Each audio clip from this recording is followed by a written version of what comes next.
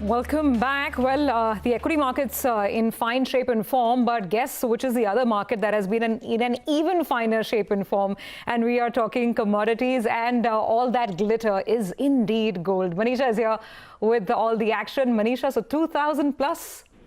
Oh, well, yes, it's been glitter throughout this year and continues to be so. 2000 was a very strong psychological resistance, and the gold prices quite clearly, with ease, actually cleared it yesterday. It has to do with expectation of further US stimulus coming in that could be announced in this week, the ultra low interest rates, and that have been supportive, and the fact that this could continue for a longer time to come. So we have seen $2,038 per ounce in the futures, and the spot is trading at around $2,013 or $15 per ounce right now. It's an all-time high in the global markets. It's an all-time high in the Indian markets, where we are inches away from that 55,000 mark. You know, last year, same time, we were trading at 35,000 rupees. So from there, 55,000 is where we are trading right now. It is more than 40% of gains in this year itself. And not too far behind is silver, where we are trading at 70,000 rupees per kg. Silver prices have gained up by 51% in this year. Let me tell you that all-time highs in silver are at 75,000 in the Indian markets. So we are not too far away from that. But in the international markets, where we are trading at $26 per ounce in silver, the all-time high is at $48. So we are far away in the international markets. But I was talking to Bank of America yesterday, and they said $50 per ounce in silver is what they're looking at in the next 18 months as well. So not just gold, they're very bullish on silver as well from here on. The fundamentals have been stacked in such a way that there could be some more buying continuing here. We are looking at Beirut also led to some buying here. The markets also are looking at rising COVID cases. The economic data hasn't been so sustainable, and that continues to support as well.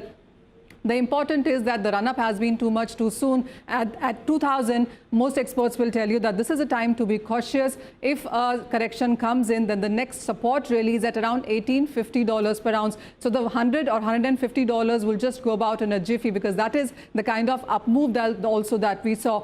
4 months ago, we were trading at around $1,800. So that is what the markets see as immediate 20 days moving average, or a start of a bull run that started 4 months ago for gold prices. So those are some important levels to look at. But every correction should be bought into is also a view coming in for gold and silver. In the Indian markets, the next targets clearly are for about 55,000. 58,000 is what experts are putting it as now by Diwali or end of this year, and 75,000 for silver is not too far away. So clearly it is glittering strong, one of the best performing asset classes, and still continues to be on a higher momentum. Thanks very much, Manisha. So that's basically the action that we are seeing in precious metals. Let's move on. Sources tell us that telecom companies have written to the Department of Telecom, the DOT, seeking clarity on timelines for the allotment of spectrum so that telecom companies can commence 5G field trials. Remember, these are field trials, and we're not talking about auctions, but trials. So they want spectrum to be allocated in some bands so that they can conduct these trials. Kritika has got the information. She's joining us with more. Kritika. You know, Prashant, that was an important emphasis. Remember, in December is when the telecom operators had submitted their applications for 5G field trials. At that point, the understanding was that perhaps by March, the 5G field trials will begin. Of course, things around the world have been very different since then. So what we understand is that the 5G field trials have significantly been delayed. And as a result of that, telecom operators, and this is including Vodafone Idea and Bharti Airtel, who on several instances have talked about how unsustainable 5G is going to be at the current prices. So in context to the 5G trials, they have sought clarity with respect to when they can begin. They have asked the Department of Telecom for provision of the spectrum for field network trials by September. They have in that letter said that they will need at least 6 to 9 months of field trials before auctions begin. So that basically means that if September was the timeline that they were provided with access to 5G field trials, in that case, they need another 9 months of just testing to even think about applying for the auctions. They are to begin with asking for spectrum in three bands, 26 gigahertz, 24 gigahertz, and 3.5 gigahertz. These are the most effective bands, and for that, the largest tenure of testing is required. So they say that first give it in this, and then you can look at giving it in a phased manner. Remember, Reliance Jio has already written the Department of Telecom asking for spectrum for 5G field trials.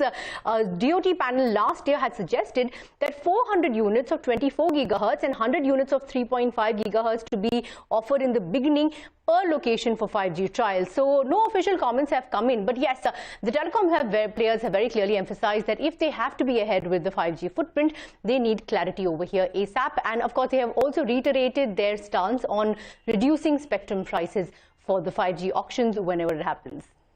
Okay, all right. So that's the latest on the 5G field trials. Thanks, Kritika, for getting us the update over there. Well, on that note, we do have to take another quick break. On the other side, we will put the spotlight on some of the earnings that have come out in the last 24 hours. The management of Godrej Consumer is going to join in to talk about not just the quarter gone by, but more importantly, on the outlook for the rest of the year.